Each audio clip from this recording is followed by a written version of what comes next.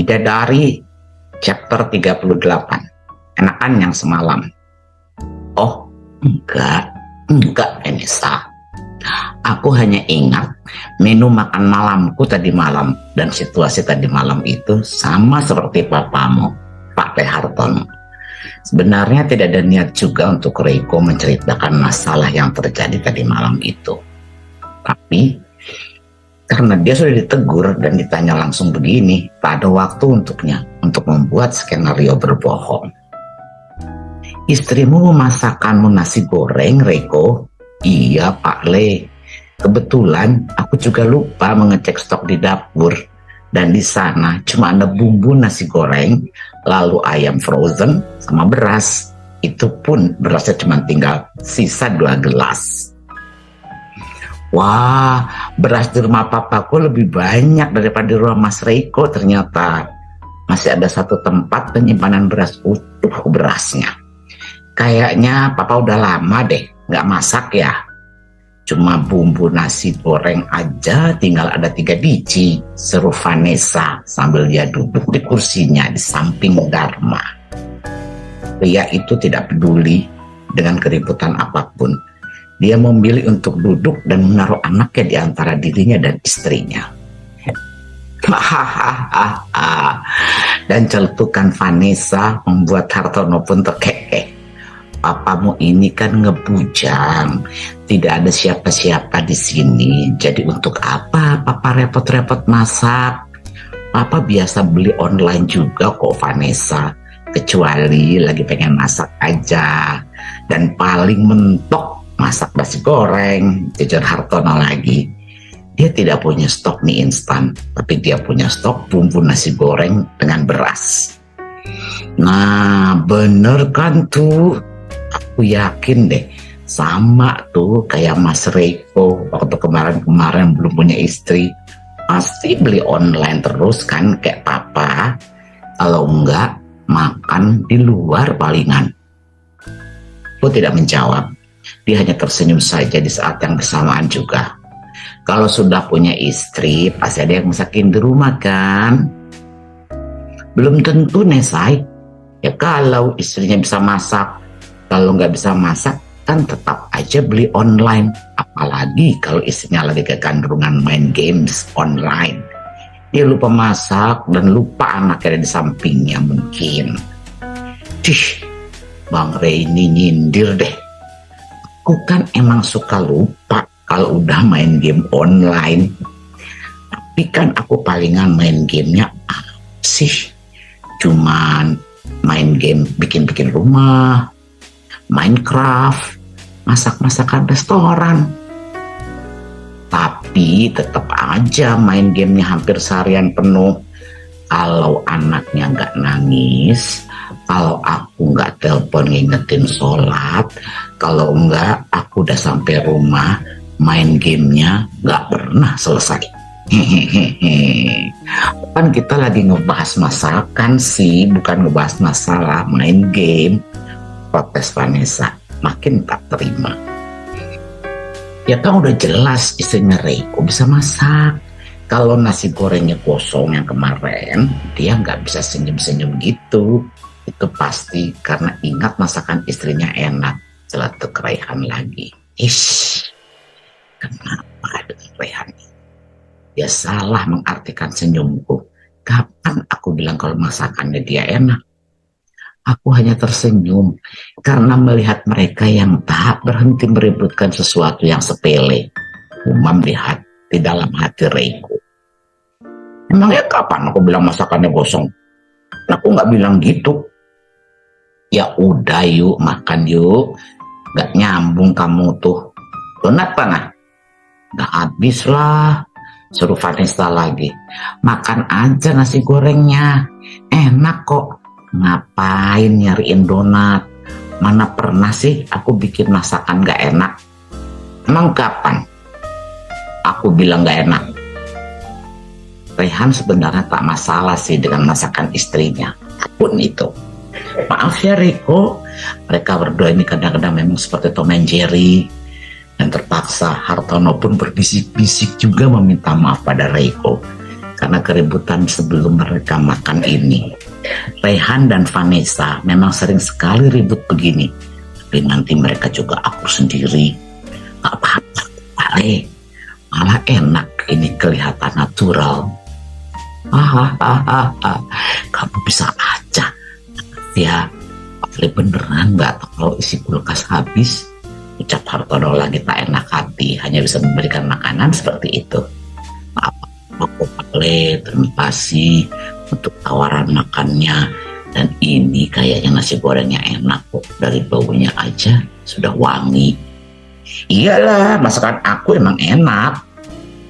Sayangnya suara Reiko kekencengan. Ujungnya Vanessa yang mendengar pun ikutan menyeletuk. Tapi seenak apapun masakanmu, tetap aja akan lebih enak masakan istrinya sendiri, Nesai. Jawaban Rehan yang membuat Vanessa mengerucutkan bibirnya. Mana ada, masakanku kan katamu juga paling enak, Bang Rey. Protesnya lagi. Karena kamu itu istriku. Rehan bicara sambil menciduk nasi goreng.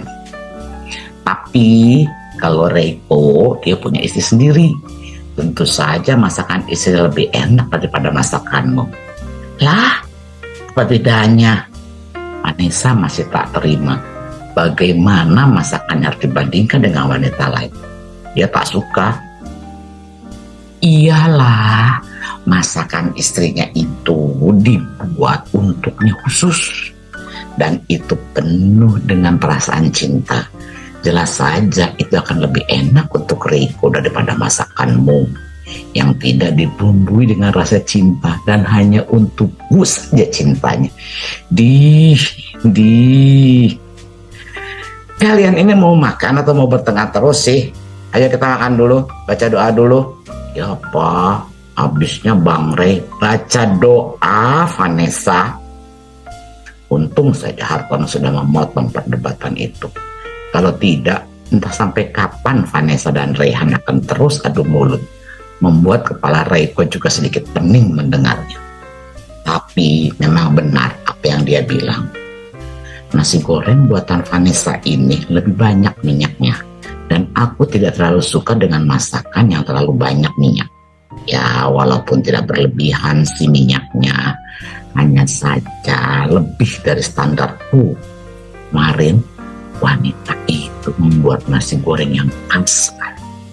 Tidak terlalu banyak minyaknya dan tidak terlalu sedikit juga.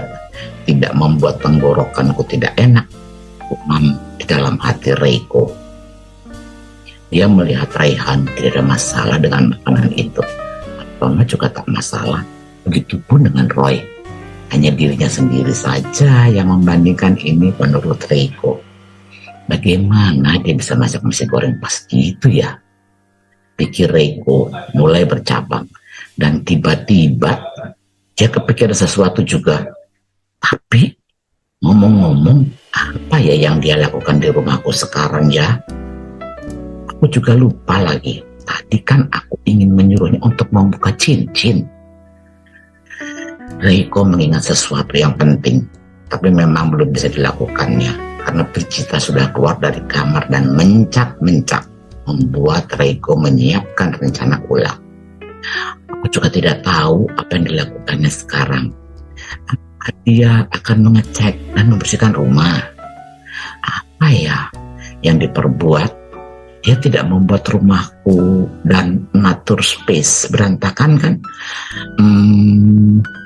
Dia masuk kamarku, tidak ya? Hati Reiko semakin penasaran sambil dia berusaha menghabiskan nasi goreng di piring itu. Reiko memikirkan ini karena memang dia menyuruh Aida juga membersihkan bagian privasi di dalam rumahnya. Dia tidak melakukan apapun yang salah di kamarku kan? Pikiran ini membuat ingin sekali mengecek CCTV dan mencari tahu apa yang dilakukan wanita berstatus istrinya itu. Tapi sebelum terlaksana, semua yang dilakukannya, telepon yang masuk membuat Reiko terpaksa harus merogoh saku celananya. Untung saja makanannya sudah habis.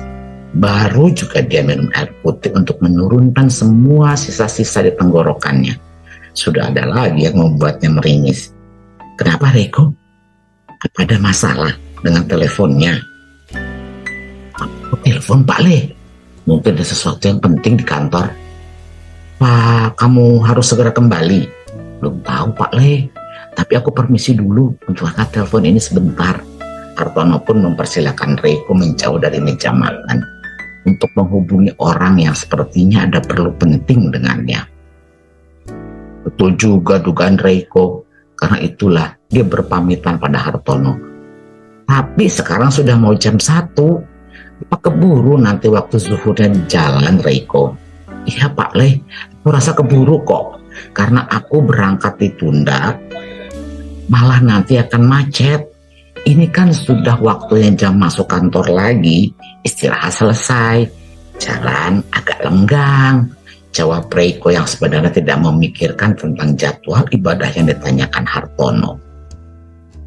Tapi Reiko tahu bagaimana taatnya keluarga Hartono pada agama, sehingga dia menjawab cepat, dan yang penting Reiko bisa pergi dulu saja dari tempat itu.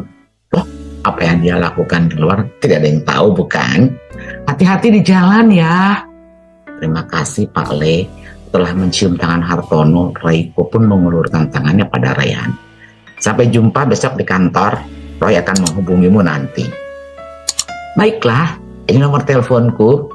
Reiko tentu saja memberikan kartu namanya pada seseorang yang tadi disebut oleh Rayhan, mempermudah semuanya. Dan selamat liburan untukmu dan Vanessa, tambah Reiko lagi. Kali ini tulus. Terima kasih. Tapi sepertinya liburan kami akan dihabiskan dengan mengurus anak hari ini.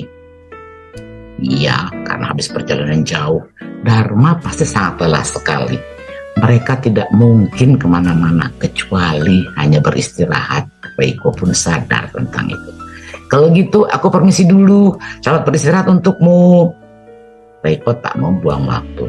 Dia sudah ditunggu di kantor, sehingga Reiko pun buru-buru masuk ke mobilnya. Dia juga hanya berpamitan seadanya saja pada Vanessa yang sudah masuk kembali ke kamar, karena anaknya membuat pampersnya kotor. Setelah buang hajat, Vanessa harus membersihkannya. Menurutku semua baik-baik saja, Rey. Dan selepas Reiko pergi, di saat Rayhan dan Hartono baru saja mau menuju ke musola di dalam rumahnya, hanya itu diberikan untuk menantunya. Kurasa Reiko orang yang jujur, Papa. Tidak ada masalah dengannya. Dari segi bisnis, Rayhan masih mentolerir dan dia sama sekali tidak memandang ini benar-benar pure bisnis. Tapi untuk hubungan kekeluargaan juga, melihat siapa Reiko dan hubungannya dengan Hartono. Pastilah dia akan hitung-hitungan seperti Raditya kalau hanya memikirkan tentang uang. Rayhan saat ini lebih fleksibel meskipun nilai uang yang akan diinvestasikannya cukup besar, tapi dia tidak ambil pusing soal itu. Semoga saja firasatmu itu benar ya, Ray. Dan Hartono memang cukup berhati-hati, walaupun di depan keponakannya dia tidak menunjukkan sikap ini, tapi di belakangnya dia juga tidak mau ada masalah terjadi nantinya pada menantunya. Namanya bisnis, dan dia juga menawarkan kerjasama Reiko dengan Rayhan. Hartono jadi serba salah kalau dia tidak mengingatkan Rayhan, tapi dia juga tidak bisa membiarkan ponakannya kesulitan. Kondisi yang sulit untuknya, apalagi memang pria itu termasuk orang yang cukup baik dan sedikit perasa. Ya, mudah-mudahan aja tidak ada masalah apapun, Papa. Bagusnya lagi Rayhan itu adalah orang yang cukup tenang, jadi dia tidak terlalu memperbesar masalah ini. Dan Papa tidak perlu khawatir berlebihan, karena di sini ada Roy. Dia tahu kok apa yang harus dilakukan. Ono paham, makanya dia tersenyum pada menantunya itu sambil bicara. Tapi yang membuatku khawatir tadi karena Romo menyuruhku untuk mendekatkan diri pada Reiko. Dia khawatir sekali anak itu melakukan sesuatu yang buruk pada istrinya, namun tidak membicarakan sama sekali soal bisnis yang berlebihan. hanya minta papa mengarahkan saja. Dia menjalankan bisnis tidak bersama dengan mantan kekasihnya lagi. Maksud kakeknya Reiko, mantan kekasihnya yang tadi dia sebut namanya Berjita itu? Iya, kamu betul sekali. Kamu masih ingat nama itu? Rencana ini tidak diceritakan oleh Hartono pada Reiko, karena memang ini adalah sebuah rahasia yang diminta oleh Adi Wijaya. Lalu, Papa rencananya mau gimana? Rehan minta kepastian. Biarlah, itu urusan rumah tangga mereka. Aku tidak bisa berbuat banyak. Tapi dari yang dia bilang tadi soal nasi goreng, aku rasa hubungannya dengan istri tidak ada masalah. Mungkin butuh waktu, sama seperti aku dengan Vanessa. Hartono setuju. Kita lihat saja, dan mungkin kalau ada sesuatu yang menurutmu perlu diperhatikan lebih, apa kamu bisa membantu Papa Rey? Tapi sayangnya hatinya masih gamang. Dia masih belum yakin karena ada sebuah firasat dalam hatinya yang tak enak. Sehingga tercetuslah satu kalimat itu yang membuat Raihan mengerutkan dahinya ingin tahu lebih. Memata-matainya, maksud Papa